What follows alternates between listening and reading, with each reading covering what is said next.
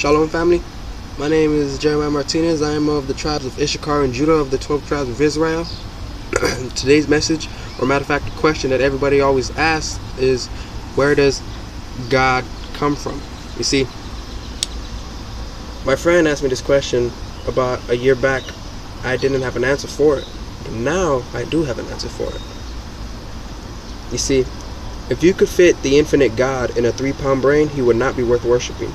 The question, where did God come from, assumes people are thinking of the wrong God, because the God of the Bible is not affected by time, space, or matter. If he's affected by either of the three, he's not God. Remember that, guys. If he's affected by either time, space, or matter, he's not God. Time, space, and matter is what is called a continuum. All of them have to come into existence at the same instant, because if there were matter but no space, where would you put it? If there were matter and space but no time, when would you put it? You cannot have time, space, or matter independently. They have to come into existence simultaneously. And the Bible answers that in 10 words. In the beginning, which is time, Ishi-Ohim created the heavens, which is space, and the earth, which is matter. So you have time, space, and matter creating a trinity of trinities. Time is past, present, future. Space is length, width, height. And matter has solid, liquid, and gas. You have a trinity of trinities created instantaneously. And the God who created them has to be outside of them and not affected by them.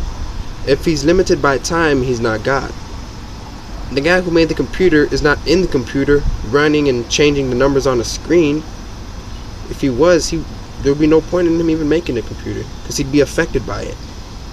You see, the concept of a spiritual force not being able to have an effect on a material body is foolish.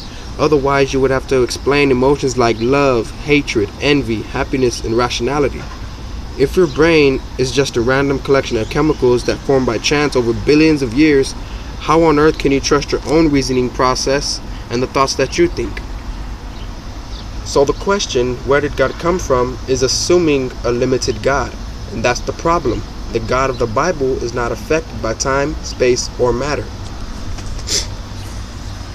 Let that sink in and understand that everything around us was created by an all-knowing being, an almighty being. We didn't just come about by chance over billions of years. That's foolish to think that. We didn't come from apes. When if we did come from apes, why don't we act like them? Why don't we have characteristics like them? If we descended from apes, why don't we seem to act in the same manner and fashions that they did, supposedly millions of years ago? You see, Neanderthals act more like apes, alright? Humans don't. Just because we're almost like them does not mean we came from them. When it wouldn't be right for only a handful to evolve and the rest not. It makes no sense. But hey, that's the answer. Where did God come from? He's eternal. He's always been around. He's not affected by time, space, or matter, because if he was, he wouldn't be God. Or he wouldn't be almighty, matter of fact. Thank you, everybody.